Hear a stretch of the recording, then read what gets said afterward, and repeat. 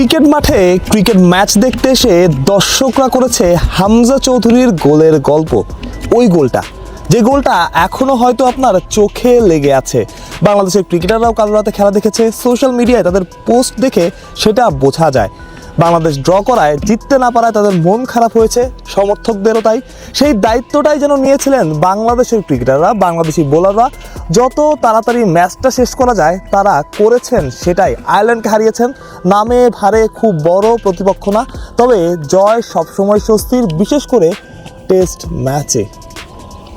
এমন জয় হয়তো দর্শকরা দেখতে চাইবেন ফুটবলেও, যেমন নেপাল খুব বড় প্রতিপক্ষ না, বাংলাদেশের সাথে সবসময় খেলে, 5 বছর আগেও আমরা তাদের হারিয়েছি।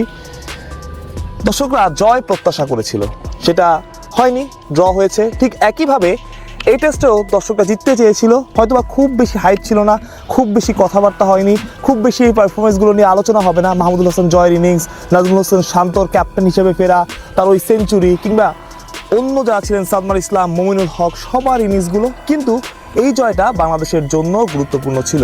দর্শক, একজন সমর্থক কথা বলছিলেন এই কথাগুলো, যে মাঠে এসে তারা শুরুতে হামজা চৌধুরীর গোলের গল্প করছিলেন, যে কি গোলটাই না করেছেন, জিততে পারলে খুব ভালো হতো।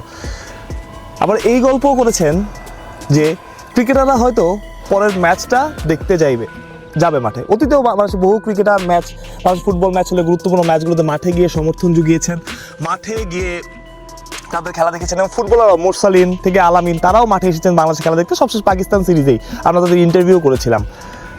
সুতরাং এতটুকু বলে রাখি, আমি বাংলাদেশ নিয়ে কথা বলছি, বাংলাদেশের 2টা ম্যাচ নিয়ে কথা বলছি। বাংলাদেশ টেস্ট জিতেছে, এটা আমাদের জন্য ভালো লাগার, এবং বাংলাদেশ টিমকে অবশ্যই সেই ক্রেডিটটা দিতে হয়। এবং ফুটবল ম্যাচ যেটা ভারতের সাথে 18 তারিখ, সেই ম্যাচটা আমি যতটুকু জানি, যতটুকু বুঝতে পারি, বাংলাদেশের অনেক ক্রিকেটারও দেখতে যাবে, এবং সেই ম্যাচটাতেও বাংলাদেশের দর্শকরা, সমর্থকরা খুব স্বাভাবিকভাবে, ভারত যখন ক্রিকেট খেলুক বা ফুটবল খেলুক, যে কোনো স্পোর্টই হোক, বাংলাদেশ দল আসলে জয়টা চায়। তার একদিন আগে বাংলাদেশের দ্বিতীয় টেস্ট, এবং এই টেস্টটা স্পেশাল একজনের জন্য, তিনি মুশফিকুর রহিম। সব ঠিক থাকলে, ইনজুরি কনসার্ন না থাকলে, মুশফিকুর রহিম তার 100তম টেস্টটা খেলবেন মিরপুরে।